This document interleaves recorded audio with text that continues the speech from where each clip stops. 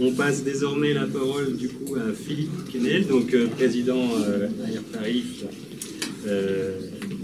médecin épidémiologiste qui a travaillé de longues années sur la thématique de qualité de l'air et de la santé. On t'écoute pareil, une trentaine de minutes. Très bien. Merci à toi. Bien, bonjour. Donc, on va aborder les questions de santé relatives à la pollution atmosphérique. Alors, pour commencer et rentrer directement dans le vif du sujet, quelques chiffres. Aujourd'hui, l'Organisation mondiale considère que la pollution atmosphérique constitue un des plus grands risques environnementaux pour la santé. En 2019, on estimait qu'il y avait un peu plus de 4 millions de décès prématurés par an liés à la pollution atmosphérique à l'échelle mondiale. Et que parmi ces 4,2 millions, 90% survenaient essentiellement dans les pays à faible revenu ou revenus intermédiaires. C'est également le deuxième facteur de risque des maladies non transmissibles, les maladies chroniques, et c'est le quatrième facteur de risque de mortalité à l'échelle mondiale. En Europe, on a estimé en 2021 que 300 000 décès étaient attribuables à la pollution atmosphérique chaque année. Parmi ces décès, la majorité sont liés à ce qu'on appelle aux particules qui ont été évoquées tout à l'heure, particules suspensibles. Une partie un peu moindre est liée aux oxydes d'azote et un peu moins à l'ozone. Si vous faites la somme, vous verrez que c'est un peu supérieur à 300 000 parce qu'il est très difficile d'évaluer spécifiquement la part contributive à chacun des polluants qui ne sont finalement que des indicateurs d'un mélange complexe, comme ça a été évoqué tout à l'heure. Et donc, on ne peut pas vraiment sommer directement pour avoir un total face à la somme de tout ça. En France, en 2019, on a estimé que 40 000 décès étaient liés aux particules 2,5, c'est-à-dire le diamètre aérodynamique de 2,5 micromètres. Ça a été évalué par Santé publique France, qui est l'Agence nationale de santé publique. Et en regard de ces décès, on a pu évaluer que l'impact sociétal était d'environ 130 milliards d'euros.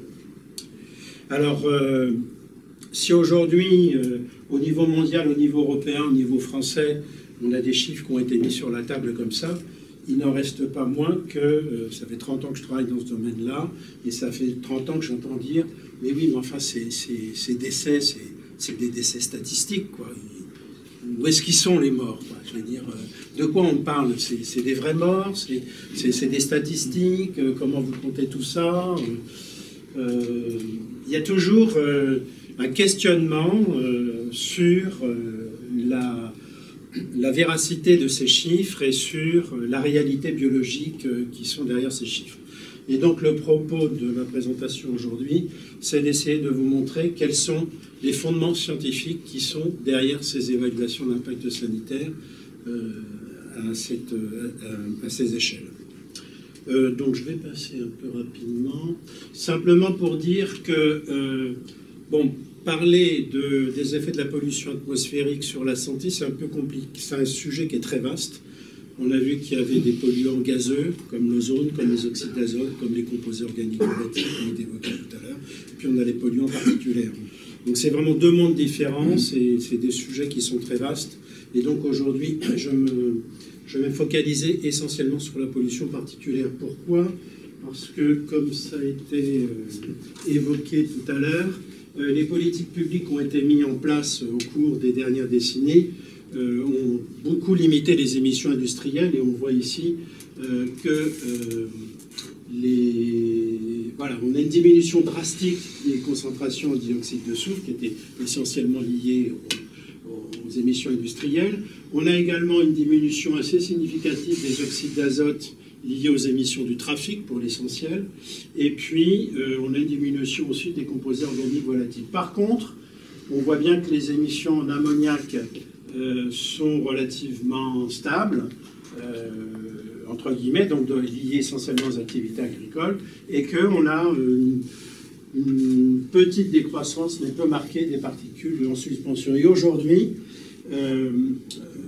quand on regarde les directives européennes qui sont en vigueur actuellement, Aujourd'hui, on estime qu'en Europe, moins de 1% de la population européenne est exposée à des niveaux qui sont supérieurs aux standards européens pour les particules fines de 2,5 micromètres, et que si on regarde les particules PM10, qui sont un petit peu plus grosses, 10 micromètres, c'est 10% de la population européenne qui reste supérieure à ces standards.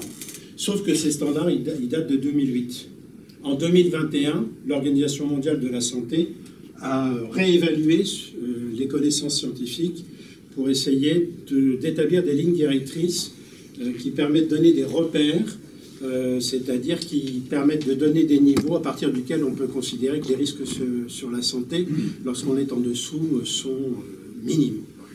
Et si on met en regard l'exposition aujourd'hui de la population européenne avec les lignes directrices de l'OMS, on s'aperçoit qu'il y a 97% de la population européenne qui est exposée à une pollution particulière fine au regard des risques sanitaires tels qu'ils ont été réévalués par l'OMS, et que pour les particules en suspension, c'est 76%. Donc finalement, l'exposition aux particules, c'est probablement, enfin, c'est une exposition majeure en termes de risques sanitaires, et c'est pour ça que j'ai voulu cibler mon propos aujourd'hui sur cette question-là. Alors quelques éléments de comparaison. Quand on parle des particules, en général, on parle des particules 10, des particules de 5, et puis vous avez entendu parler des particules ultra fines, les PUF, qui sont donc, alors les 10, j'avais parlé d'un diamètre aérodynamique inférieur à 10 micromètres, c'est la taille d'une gouttelette. Les PM2,5, c'est à peu près de la taille d'une bactérie, donc 2,5 micromètres. Et puis, les particules ultra fines, c'est des particules d'un diamètre inférieur à 0,1 micromètre, 100 nanomètres. C'est à peu près la taille d'un virus comme le SARS-CoV-2, par exemple. Ça vous donne un peu une idée de la taille de ces particules dont on parle. Alors, comment aussi ces particules, elles vont nous exposer, enfin, comment est-on exposé à ces particules? Ces particules, elles vont pénétrer dans l'arbre respiratoire supérieur, dans les trachées, dans les bronches, jusqu'aux alvéoles. Les particules qui sont assez grosses, supérieures à 30 micromètres, vont simplement toucher la partie supérieure de l'arbre respiratoire. Vous voyez que les particules, les PM10, elles vont gagner la trachée, les bronches et les bronchioles, alors que les PM2,5 vont gagner les alvéoles. Et qu'est-ce qui se passe quand une particule, quand on respire des particules, elles pénètrent évidemment dans l'organisme. Une grande partie, fort heureusement, vont être éliminées par l'exhalation. Heureusement qu'on n'absorbe pas toutes ces particules. Et une certaine partie va être déposée le long des voies respiratoires. À nouveau, une grande partie va être éliminée par ce qu'on appelle le mucus. Vous savez que les voies respiratoires sont tapissées de cellules ciliées qui vont donc, avec le mucus, faire remonter ces particules pour pouvoir les éliminer à l'occasion de la toux ou de la régurgitation. Et puis on a également des globules blancs aussi qui vont permettre l'élimination d'une grande partie de ces particules. Néanmoins, un certain nombre vont rester dans l'arbre respiratoire et vont passer la barrière alvéolo-capillaire, c'est-à-dire qu'elles vont passer du poumon dans le système sanguin, et du système sanguin, elles vont pouvoir gagner tous les autres organes et toutes les fonctions, le cerveau, le rein, le foie, le pancréas, etc. On va voir ça plus tard. Mais quand on s'intéresse à l'arbre respiratoire, ces particules qui restent dans l'arbre respiratoire vont interagir avec les cellules épithéliales inflammatoires nerveuses pour entraîner des phénomènes d'irritation, d'inflammation et de stress oxydatif. On va voir après. Alors, on a dit que la taille des particules est extrêmement importante. Plus elles sont fines d'une certaine manière, plus l'exposition est à risque en termes de santé. Mais aussi, leur surface aussi est extrêmement importante. Pourquoi? Parce que si on prend par exemple une particule qui aurait une masse théorique de 1, on s'aperçoit que, pour la même masse, de particules PM2,5, ça correspond à 64 particules de PM2,5. Et quand on s'intéresse aux particules ultra fines, pour une même masse de particules ultra fines, ça correspond à 1 million de particules ultra fines. Et ça, c'est extrêmement important parce que la surface unitaire des particules fines était évidemment de plus en plus petite quand le diamètre diminue, mais la surface, elle, par contre, est beaucoup plus importante quand on prend en compte l'ensemble des particules que ça représente. Et on voit que, par exemple, une masse de 1 particule ultra fine va avoir une surface qui va être 100 fois supérieure à une particule de PM10. Et pourquoi c'est important? Parce que les particules, elles ne sont pas neutres. Elles absorbent à la surface un tas de composés qui sont plus ou moins solubles, qui peuvent être des composés liés au phénomène de combustion, donc des hydrocarbures aromatiques polycycliques, des composés organiques, etc. Et ces polluants qui accompagnent la particule, d'une certaine manière, vont être à l'origine de ces effets inflammatoires et d'oxydation qui sont extrêmement importants. Donc je m'excuse pour ces aspects un petit peu physiologiques, mais c'est parce que c'est important pour comprendre après comment on peut comprendre ces risques sanitaires qui sont liés à la pollution atmosphérique. Alors, comment est-ce que... donc on a vu ce qui était important, c'était le diamètre, la surface des particules. Et puis un autre paramètre extrêmement important quand on s'intéresse aux effets sur la santé, c'est la durée de l'exposition. Évidemment, c'est intuitif, plus on est exposé longtemps, plus évidemment on va inhaler, plus on va être exposé.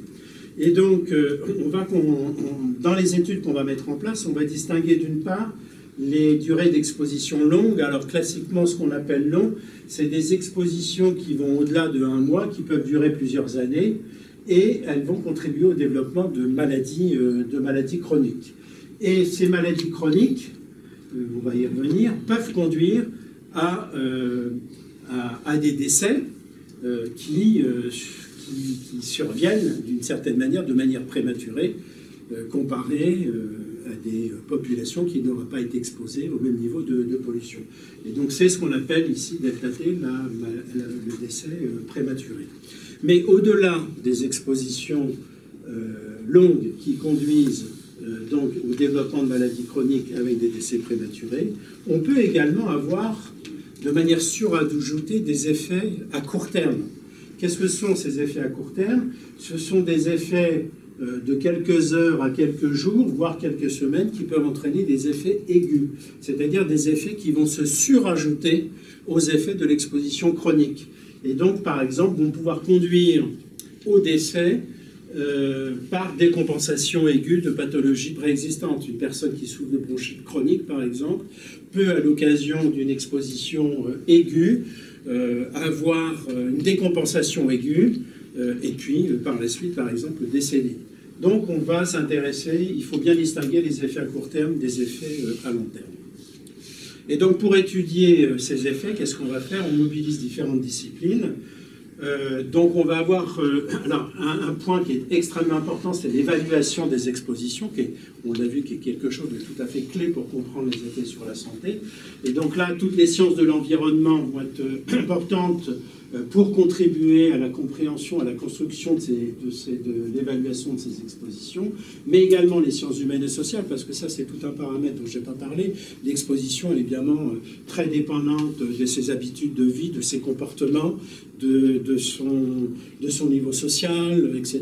Donc là, il y a toute une composante aussi qui est extrêmement importante pour, des sciences humaines et sociales pour évaluer et caractériser les expositions humaines.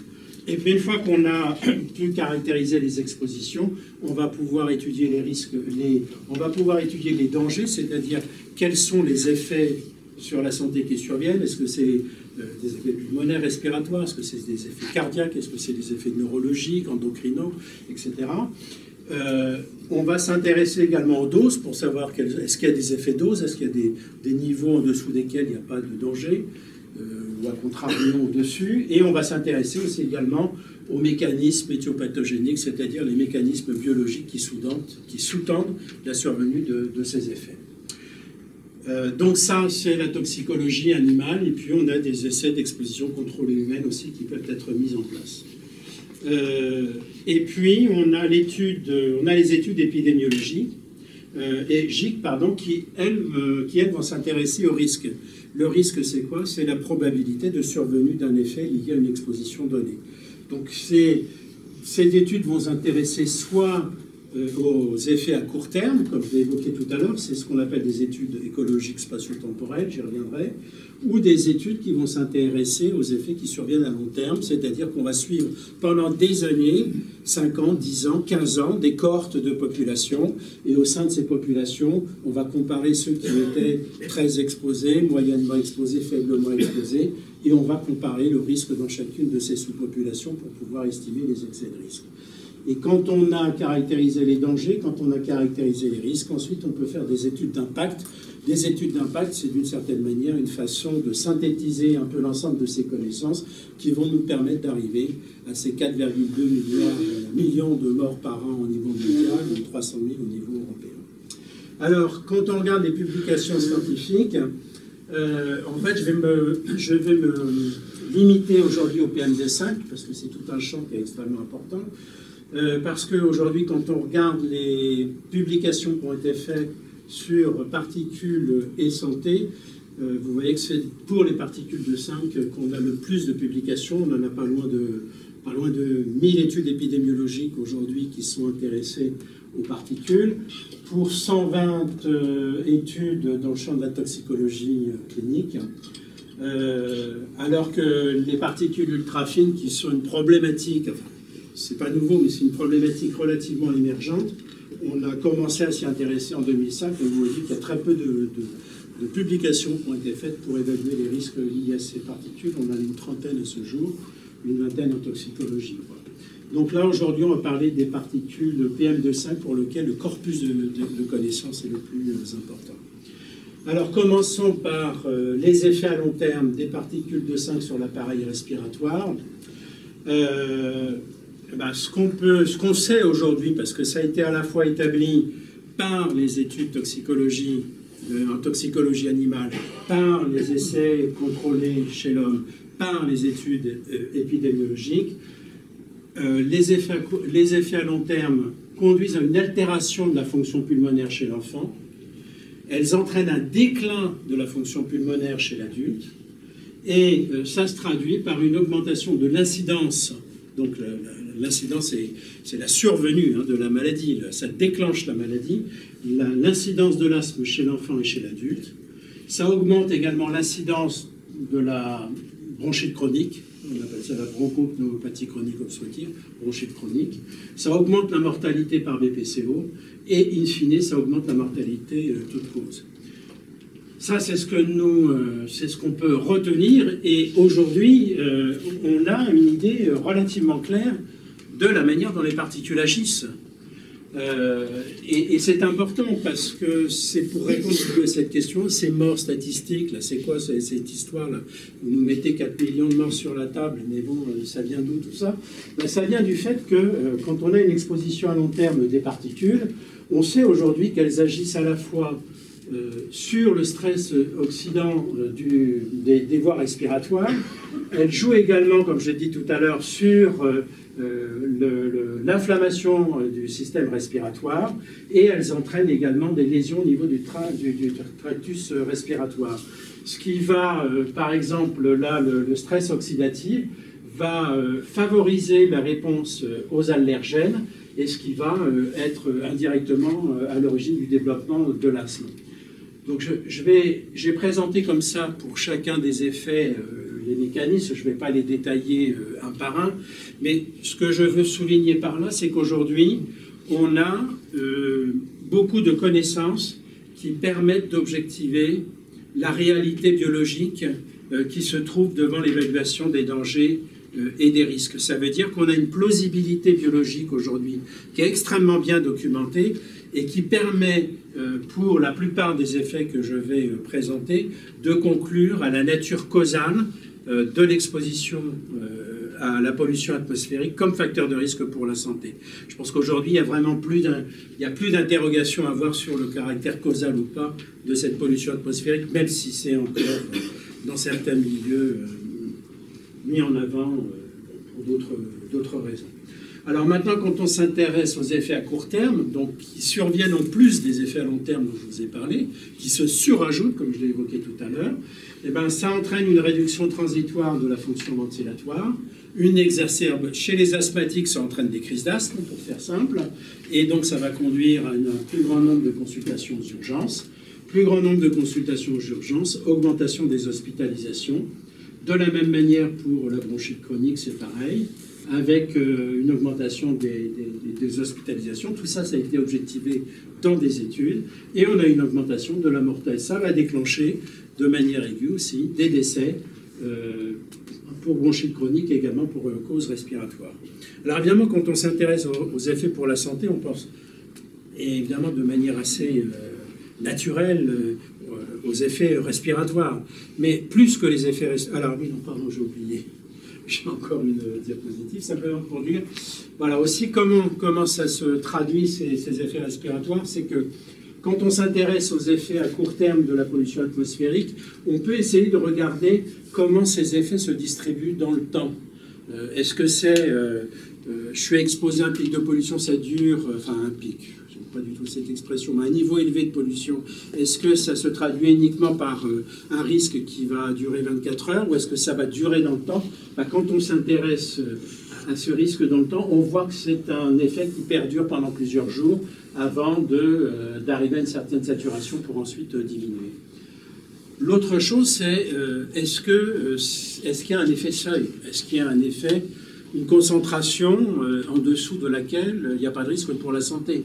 Aujourd'hui, les études nous montrent que c'est vrai pour le court terme, mais on verra que c'est vrai pour le long terme, qu'en fait, il n'y a pas d'effet. Il n'y a pas d'effet seuil. Il existe toujours, quel que soit le niveau. Vous le voyez ici. Là, c'est les excès de risque de décès, d'hospitalisation pour admission d'asthme pour une exposition à court terme au PM de 5.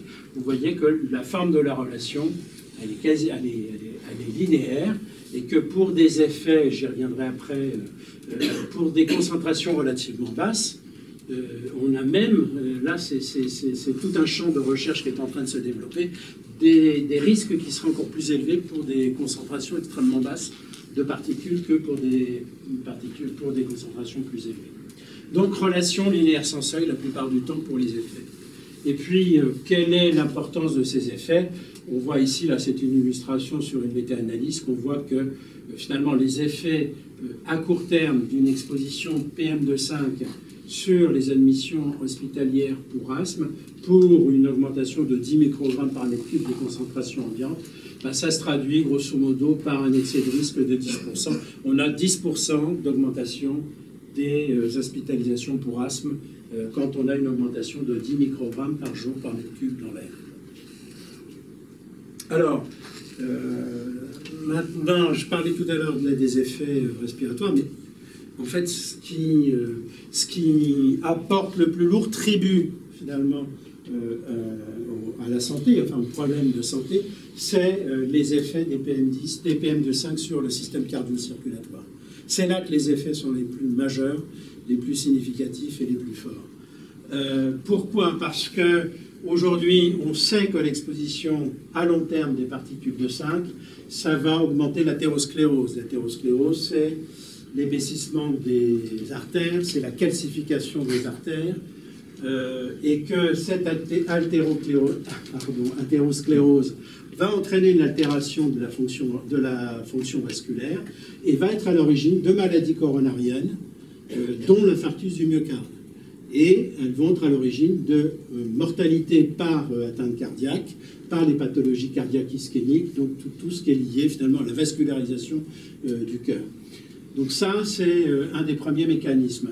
L'autre chose aussi, c'est qu'on a également une altération de l'hémostase, c'est-à-dire qu'on a des modifications des paramètres de la viscosité sanguine qui est altérée et qui va conduire à la formation de thrombus, donc d'emboles, si vous voulez, qui peuvent, du fait également de la pollution qui joue sur le système nerveux qui régule la fréquence cardiaque, va conduire à des troubles du rythme et des arythmies qui, combinés avec des thrombus, vont entraîner des envols de thrombus dans le cerveau à l'origine d'accidents vasculaires cérébraux. Donc ça aussi, c'est extrêmement bien documenté. La pollution atmosphérique est un facteur de risque de développement d'accidents vasculaires cérébraux du fait des anomalies du rythme cardiaque et des altérations de l'hémostase sanguine. Et puis, dernier point aussi, lié notamment à l'athérosclérose, mais également aux altérations du système nerveux de régulation cardiovasculaire, ça conduit à l'hypertension artérielle. Quand on regarde, là c'est pareil, la forme de la relation, là il s'agit de la courbe réponse entre l'exposition PM2,5 et la mortalité par maladie cardiovasculaire dans une des plus anciennes cohortes qui a été mise en place pour s'intéresser à la pollution aux États-Unis, ce qu'on appelle la Harvard Six Cities, qui a été mis en place en 1974, on s'aperçoit que là, on a une relation linéaire. Il n'y a pas d'effet de seuil. Quel que soit le niveau de pollution atmosphérique, même pour des niveaux très faibles, on a des essais de risque en termes de mortalité cardiovasculaire dans cette cohorte. Je vais passer un petit peu plus vite. Sur les effets à court terme, qui se surajoutent encore à tout ce que je viens de dire. On va avoir, du fait des PM2,5, des altérations de la fréquence cardiaque, des troubles du rythme, qui vont se traduire par une augmentation des visites aux urgences, des hospitalisations pour causes cardiovasculaires, essentiellement pour infarctus et accident vasculaire cérébral, et donc une augmentation des causes cardiovasculaires, et également une augmentation de la pression artérielle qui se combine, comme je l'ai dit tout à l'heure, avec le risque d'hypertension artérielle. Alors maintenant aussi, pendant très longtemps, on s'est intéressé aux effets sur l'appareil respiratoire. Après, on a découvert un peu avec surprise, parce que c'était pas du tout de manière empirique quelque chose qu'on attendait vraiment, les effets sur l'appareil cardiovasculaire, cardio-circulatoire, qui sont bien plus importants. Et puis, au cours des 15-20 dernières années, on s'est aperçu que du fait de cette diffusion systémique des particules, une fois qu'elles ont passé la barrière alvéolo-capillaire, elles touchent tous les organes. Et elles touchent en particulier le système nerveux.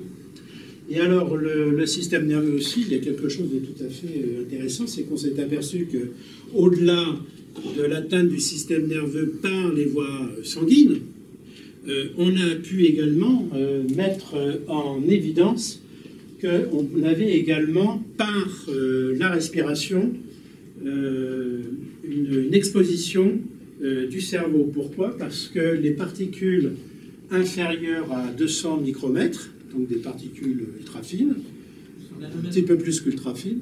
200 nanomètres. Pardon? 200 nanomètres. 200 nanomètres, c'est ça. Ces particules, par le nez, vont gagner suivent la voie olfactrice, si vous voulez, et vont gagner le bulbe cérébral,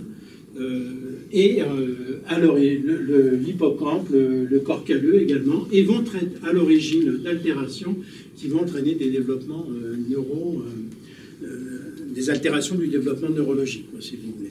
Donc on a à la fois la voie respiratoire systémique plus la voie olfactrice qui va jouer. Et donc on s'est aperçu, notamment par les études chez l'animal, que ça entraînait une diminution du volume cérébral, et on a pu observer chez l'homme des troubles du spectre autistique, des altérations du neurodéveloppement chez l'enfant, en particulier de la mémoire et des troubles de l'attention avec hyperactivité aussi. On a pu mettre en évidence qu'ils étaient liés, pas que, mais en partie également à la pollution atmosphérique. Mais on a également observé une dégradation des fonctions cognitives, de la mémoire, une accélération de leur déclin, dépression, anxiété, et même incidence du Parkinson, démence, Alzheimer, aggravation de la sclérose latérale amyotrophique. Donc vous voyez, c'est tout un domaine, enfin, la pollution atmosphérique va bien plus loin que ce qu'on peut penser de manière empirique, le poumon, le cœur, oui, mais il n'y a pas que ça. Et ça, c'est vrai sur le court terme, sur le long terme. Bon, je vais passer sur le court terme, parce que sinon ça va faire un petit peu de redite. Mais il n'y a pas que ça. Il y a la fonction endocrine aussi. Je veux dire, les particules, qu'est-ce qu'elles font? Elles gagnent le pancréas. Et qu'est-ce qui va se passer?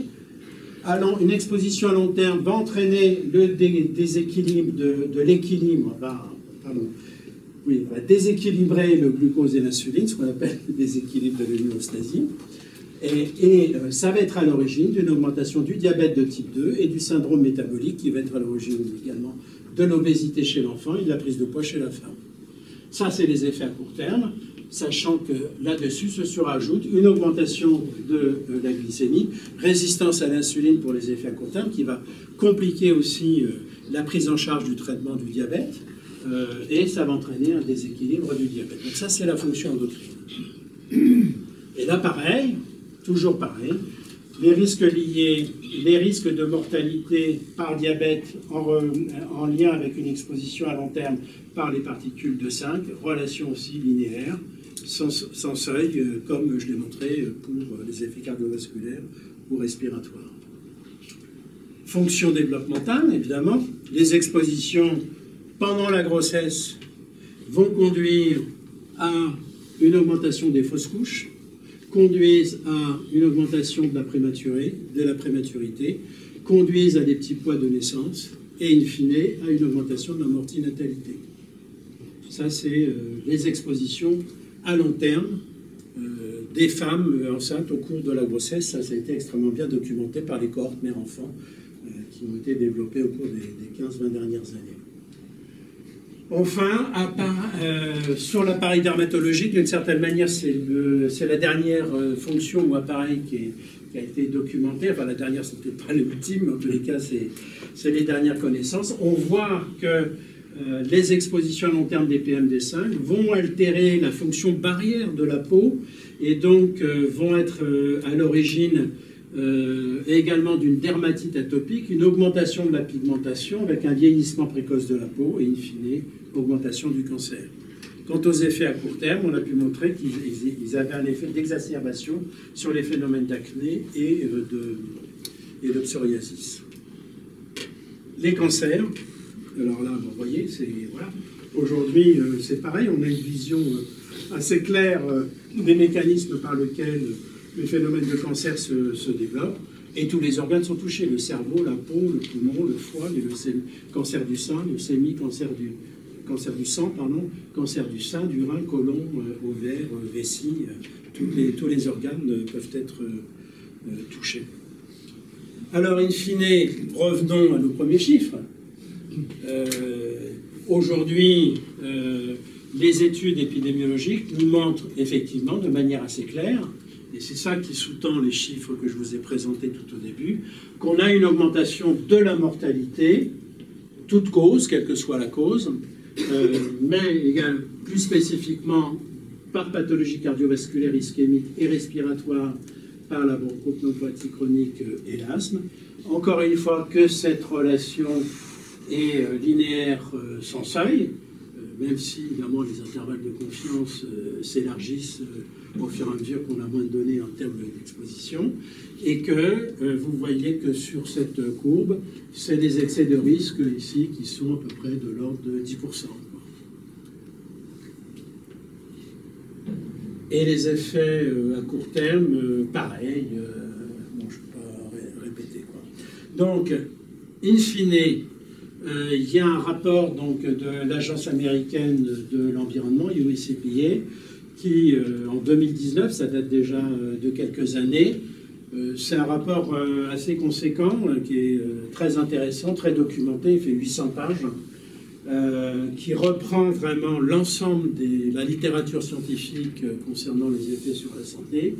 Et vous voyez sur ce tableau qu'aujourd'hui, cette agence, dont les avis sont partagés également par l'Agence européenne, par l'Organisation mondiale de la santé, enfin, je veux dire, sont cohérents avec les conclusions de ces autres instances, conclut au fait qu'on peut affirmer aujourd'hui que les effets à court terme et les effets à long terme des PM2,5 ont des effets sur la santé dont les liens peuvent être considérés comme de nature causale. Il y a vraiment la discussion... il n'y a plus de discussion sur ce sujet, quoi. La nature est causale. C'est la même chose sur la mortalité court terme, la mortalité long terme avec les expositions PM2,5. Vous voyez que sur l'appareil respiratoire, cette relation peut être considérée comme probablement causale. Qu'est-ce que ça veut dire? Ça veut dire probablement causale, ça veut dire que des études d'observation donc épidémiologiques ont montré une association, mais du fait des co-expositions à plusieurs polluants, c'est pas toujours facile d'attribuer spécifiquement au PMD5 les effets qui sont observés. Et pareil, dans les études toxicologiques, du fait des multiples... les effets, on ne peut pas... Attendez, il faut que je le dise parce que je ne sais plus. Bon, voilà, c'est ça. L'ensemble des études toxicologiques démontrent des effets qui sont limités ou qui ne concernent pas l'homme, en fait. La plupart des études s'intéressent à des modèles animaux. Et donc la transposition chez l'homme est toujours un peu délicate, quoi, si vous voulez. Et puis, par contre, pour ce qui concerne les effets métaboliques, les effets sur la reproduction, les effets sur les développements, vous voyez que les relations aujourd'hui sont, sur le plan scientifique, suggestives, mais demandent encore des études pour aller plus loin dans l'affirmation de la causalité. Donc en conclusion, je pense qu'aujourd'hui, on peut dire que la pollution atmosphérique au sens particulier fine, PM2,5, dont j'ai parlé aujourd'hui, est un facteur de risque de développement, donc ça c'est l'augmentation de l'incidence des maladies, et d'aggravation des maladies non transmissibles, des maladies chroniques, qui est à l'origine d'une mortalité prématurée sans effet de seuil. On a vu également avec les évaluations qui étaient faites à différentes échelles qu'elle a un impact majeur sur la santé publique. Bon, aujourd'hui, dans le cas imparti, je n'ai pas pu développer, mais avec des effets majeurs chez les enfants. C'est une population particulièrement vulnérable, mais également chez les personnes qui souffrent de pathologies chroniques, de surpoids, d'obésité, chez les fumeurs ou les ex-fumeurs, qui sont aussi des populations plus sensibles aux effets de la pollution atmosphérique. Ce qu'on peut dire aussi, c'est que la prise en compte de la pollution atmosphérique, qui est un facteur de risque modifiable en termes de santé publique, c'est important. C'est un facteur de risque sur lequel on peut jouer en diminuant les émissions, en réduisant les expositions. Elle reste encore limitée. Alors que ça, j'aime bien cette citation d'Arden Pope, qui est un épidémiologiste déjà qui date de 2013, qui disait que en fait, les efforts des pouvoirs publics pour réduire la pollution de l'air ont constitué, c'est ça qui est intéressant, l'une des interventions médicales les plus efficaces des 20 à 30 dernières années. C'est ça qu'il faut garder en tête, quoi. C'est une intervention médicale, la réduction de l'exposition de la pollution atmosphérique. C'est de ça dont on parle aujourd'hui. Enfin, en tous les cas, c'est de ça dont je vous parle aujourd'hui. Après, il y a d'autres dimensions. Et donc, il y a encore du travail à faire parce que le plan d'action zéro pollution du Green Deal européen, vise à réduire les décès prématurés qu'on a vu causés par les particules fines d'au moins 55% d'ici 2030. 2030, c'est demain, hein, comparé à 2005, avec un objectif à long terme d'absence d'impact significatif sur la santé d'ici l'an 2050, c'est-à-dire il faut qu'on arrive à rejoindre les lignes directrices de l'OMS telles qu'elles ont été dictées en 2021. Excusez-moi, ça c'est ma fille qui... Bon, voilà, très bien, c'est fini. Bon, un petit clin d'œil, je pense que c'est loin de résumer le sujet, quoi. Mais ce que je veux dire aujourd'hui, moi, ce qui m'énerve fondamentalement, c'est que la pollution atmosphérique, on en parle surtout à l'occasion des fameux pics de pollution. Pic de pollution, d'abord, ça ne veut rien dire. Pic, c'est simplement, ça veut dire quoi? Ça veut dire qu'on a un dépassement réglementaire, point, c'est tout ce que ça veut dire. Mais qu'en termes d'impact sur la santé publique, ce n'est pas les pics de pollution, ce n'est pas ces dépassements réglementaires qui sont importants. Qu'est-ce qu'on nous dit à l'occasion de ces... Ah, il faut réduire la vitesse pour réduire les émissions, pardon. Et puis, il faut également... il faut limiter son activité physique. Ben non, je veux dire, c'est pas ça, quoi. C'est pas ça le sujet. Aujourd'hui, c'est qu'il faut mettre en place des actions collectives, individuelles, pour réduire la pollution, pour pouvoir pratiquer des activités physiques dans un environnement sain. Quoi. Dès qu'il faut qu'on change, quoi. Il faut qu'on change notre vision des choses, quoi. On ne va pas s'adapter aux pics de pollution. C'est pas ça le sujet en termes de santé. Voilà, et donc je termine par cette dernière, cette fois-ci c'est la bonne. On a encore, en termes de connaissances, hein, puisque c'est de ça dont je vous parlais aujourd'hui, quand même, des problématiques qui sont devant nous. Je l'évoquais tout à l'heure, la question des relations supralinéaires pour des niveaux faibles de pollution atmosphérique, en particulier, voilà, on diminue les concentrations, mais là, il faut qu'on explore ce sujet-là, parce que pour des niveaux très faibles, il est possible que les excès de risque soient plus élevés que pour des niveaux un petit peu plus élevés. Voilà. Donc c'est toujours ces questions de balance, d'équilibre qui sont... Et puis, les questions... aussi qui sont devant nous actuellement, enfin qui sont étudiées, c'est les particules ultra-fines du carbone suie. Autre sujet important, c'est une meilleure prise en compte des populations socialement défavorisées, les inégalités environnementales, la justice environnementale, je veux dire, la pollution atmosphérique, ça c'est, je veux dire, elle pèse de tout son poids sur ces inégalités, là c'est extrêmement important, et puis les enfants comme population sensible. Et puis aussi, aujourd'hui, on a parlé qu'il fallait avoir des approches intégrées. Et bien, de la même manière, dans les études, il faut avoir des approches plus systémiques, notamment avec la notion d'exposome, qui doit nous conduire à évaluer des expositions multiples. Aujourd'hui, s'intéresser à la pollution atmosphérique, c'est bien, mais en milieu urbain, il faut s'intéresser au bruit, à la chaleur, aux espaces verts également. Tout ça dans une perspective de changement climatique et pour un meilleur partage des savoirs et des incertitudes. Et je vous remercie de votre attention.